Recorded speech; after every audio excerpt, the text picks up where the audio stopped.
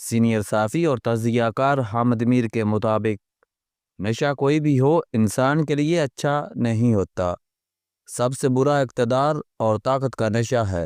اقتدار کے نشے میں ڈوبا ہوا شخص صرف دوسروں کے لیے نہیں بلکہ اپنے لیے بھی مصیبت بن جاتا ہے۔ یہ نشہ اکثر انسانوں کو بالکل بدل کر رکھ دیتا ہے۔ آپ ایسے کئی انسانوں کو جانتے ہوں گے جو طاقت اور اختیار حاصل کرنے سے قبل بڑے عاجز تھے اور بات بات پر کہتے تھے کہ میں تو آپ کا خادم ہوں، لیکن طاقت و اختیار حاصل کرتے ہی فرعونیت کا شکار ہو گئے۔ طاقت اور اختیار کا نشہ سب سے پہلے بصارت پر حملہ آور ہوتا ہے۔ مقتدر کو اپنے سوا نہ تو کچھ اور نظر آتا ہے اور نہ ہی کچھ سوجھتا ہے۔ وہ ملک اور قوم کے مفاد کو بھی اپنے ذاتی مفاد کے مطابق دیکھتا یا دیکھتی ہے۔ کچھ مقتدر لوگ تو اپنے آپ کو اللہ کا چنا ہوا قرار دینے لگتے ہیں۔ وہ کہتے ہیں انہیں تو اللہ نے کسی خاص مقصد کے لیے طاقت دی ہے اور وہ یہ مقصد ہر قیمت پر حاصل کر کے رہیں گے۔ وہ اپنے ہر ذاتی مقصد کو قومی مقصد قرار دیتے ہیں اور اس مقصد کے حصول کے لیے اخلاق اور تہذیب کی تمام حدود کو عبور کرنا قومی مفاد میں جائز سمجھنے لگتے ہیں۔ اقتدار کے نشے میں ڈوبنے والے بھول جاتے ہیں کہ انہیں جو طاقت اختیار ملا ہے یہ اللہ کی نعمت نہیں بلکہ امانت ہے۔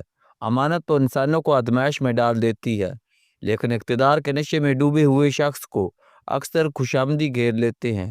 یہ خوشامدی ہر طاقتور کو یہی کہتے ہیں کہ حضور اللہ نے آپ سے کوئی بہت بڑا کام لینا ہے، آپ تنقید کرنے والوں کی بالکل پرواہ نہ کریں۔ طاقت اور اختیار کے نشے میں ڈوبے ہوئے شخص کو تنقید بھی بہت بری لگنے لگتی ہے۔ اختلاف رائے برداشت کرنا مشکل ہو جاتا ہے، پھر اختلاف رائے غداری قرار پانے لگتا ہے اور اختلافی آوازوں کو دبانے کے لیے نت نئے قانون بننے لگتے ہیں۔ اچھی بلی جمہوریت شخصی امریت میں بدل جاتی ہے۔ سامرانہ طرز حکمرانی کے رد عمل میں انتہا پسندی جنم لیتی ہے اور معاشرے میں تقسیم بڑھنے لگتی ہے۔ یہ طرز حکمرانی منافقت کو بھی فروغ دیتا ہے۔ لوگ طاقت کے نشے میں ڈوبے حکمران کے سامنے تو اس کی تعریفیں کرتے ہیں، لیکن بند کمر میں اس کو برا بھلا کہتے ہیں۔ پھر طاقت کا یہ نشہ پورے معاشرے اور ریاست کے لیے ایک خطرہ بن جاتا ہے۔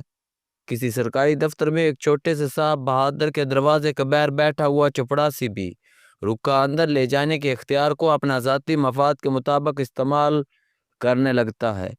ٹریفک پولیس کا کانسٹیبل، پولیس تھانے کا انچارج، عدالت میں بیٹھا کوئی جج اور اس کا عملہ بھی اپنے اختیار کو ذاتی مفاد کے مطابق استعمال کرنے لگتا ہے۔ سب طاقتور لوگ یہ بھول جاتے ہیں کہ ان کو ملنے والا اختیار ایک عارضی ذمہ داری ہے، لیکن اس عارضی ذمہ داری کو اکثر اپنے اقتدار کو طوالت دینے کے لیے استعمال کیا جاتا ہے۔ اس نشے کی بیماری میں مبتلا خواتین و حضرات کو صرف دوسروں کے عیب نظر آتے ہیں، اپنے عیب نظر نہیں آتے۔ ان کے متحد انہیں وہی کچھ بتاتے ہیں جو انہیں اچھا لگتا ہے۔ پوری ریاستی مشینری اپنے باس کے ذاتی مفاد اور اقتدار کے تحفظ کو حکومت کی پالیسی بنا لیتی ہے، جس کا نتیجہ ناانصافی اور ظلم و ستم کی صورت میں سامنے آتا ہے۔ اب آپ سوچ رہے ہوں گے کہ میں اقتدار کے نشے کی خرابیاں تو بیان کر رہا ہوں، لیکن اس نشے میں ڈوبے کسی صاحب اختیار کا نام کیوں نہیں لے رہا؟ آپ یہ بھی سوچ رہے ہوں گے کہ آج کل کی صحافت صاحبان اختیار کی غلام بن چکی ہے، یہ کالم نگار کسی کا کیا نام لے گا؟ صحافت کی ان کمزوریوں کی وجہ سے کئی لوگ اخبار اور ٹی وی کو چھوڑ کر سوشل میڈیا کی طرف راغب ہو رہے ہیں۔ سوشل میڈیا پر کسی کا بھی نام لے دینا کافی آسان ہے، اس لیے بہت سے صحافی اخبار اور ٹی وی کو چھوڑ کر یوٹیوب، فیس بک اور دیگر ڈیجیٹل پلیٹ فارمز پر اپنی حق گوئی کا شوق پورا کر رہے ہیں۔ لیکن میں جس طاقتور شخص کی بات کر رہا ہوں وہ تو سوشل میڈیا کو بھی کنٹرول کرنے کی تیاری میں ہے۔ اگر سوشل میڈیا بھی کنٹرول ہوگا تو پھر کیا ہوگا؟ اس شخص کو آزاد میڈیا سے بڑی نفرت ہے۔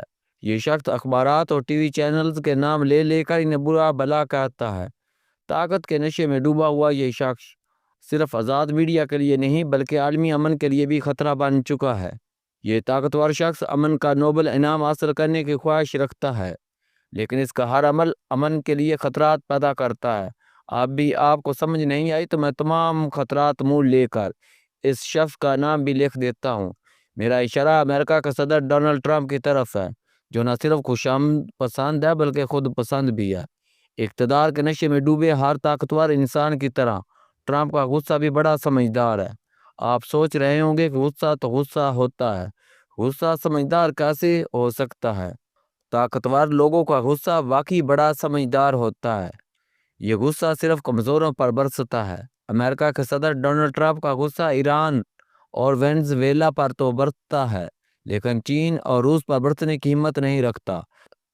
طاقت اور اختیار میں ڈوبے ہر مقتدر شخص کا غصہ عام طور پر صرف کمزوروں پر برستا ہے۔ جب کوئی کمزور اس غصے سے جنم لینے والی ناانصافیوں کے خلاف چیخ و پکار کرے اور مزاحمت شروع کر دے تو پھر اسے دہشت گرد قرار دے دیا جاتا ہے۔ آج کل ایران کے معاملے میں ٹرمپ کا رویہ سب کے سامنے ہے۔ ٹرمپ صاحب کے خیال میں اسرائیل دنیا کا سب سے مظلوم اور ایران دنیا کا سب سے ظالم ملک ہے۔ ٹرمپ نے پہلے بھی اسرائیل کے ساتھ مل کر ایران پر حملہ کیا تھا اور اب ایک دفعہ پھر ایران پر حملے کی تیاریوں میں ہے۔ ٹرمپ نے وینزویلا پر حملہ صرف اور صرف تیل کے ذخائر پر قبضہ کرنے کے لیے کیا تھا۔ ایران پر حملے کا مقصد بھی تیل کے ذخائر پر قبضہ کرنا ہے۔ ٹرمپ جیسے لوگ قدرتی وسائل پر قبضہ کرنے کے لیے دہشت گردی کے خلاف جنگ کا بیانیہ بنا دیتے ہیں اور آخرکار عالمی امن کے لیے خطرہ بن جاتے ہیں۔ امن کے لیے بڑھتے ہوئے خطرات کے باعث سعودی عرب جیسے اہم ملک نے ایران کے خلاف کسی بھی امریکی صدارت کا حصہ بننے سے انکار کر دیا ہے۔ دنیا میں صورتحال تیزی سے بدل رہی ہے اور خدشہ ہے کہ ٹرمپ کی طرف سے ایران پر حملے کی مخالفت کرنے والے دوست ممالک کو بھی جلدی دھمکیوں کا سلسلہ شروع ہو جائے گا۔ یہ دھمکیاں امریکہ کو اس کے پرانے دوستوں سے محروم بھی کر سکتی ہیں۔ میں نے اس کالم کی ابتدا میں عرض کیا تھا کہ اقتدار کے نشے میں ڈوبا شخص صرف دوسروں کے لیے نہیں بلکہ اپنے لیے بھی مصیبت بن جاتا ہے۔ ٹرمپ اپنے ہی ملک کے لیے مصیبت بن چکا ہے، کیونکہ ٹرمپ کا ایجنڈا امریکی مفادات کا تحفظ نہیں بلکہ اپنے ذاتی مفادات کا تحفظ ہے۔ تاریخ بتاتی ہے کہ ہر چھوٹا اور بڑا ٹرمپ ہمیشہ اپنے ذاتی مفاد کو قومی مفاد قرار دیتا ہے اور آخرکار اپنی قوم کو ناقابل تلافی نقصان پہنچاتا ہے۔ دعا کیجیے کہ اللہ تعالیٰ اس دنیا کو اقتدار کے مہلک نشے میں ڈوبے تمام چھوٹے اور بڑے ٹرمپوں کے شر سے محفوظ رکھے۔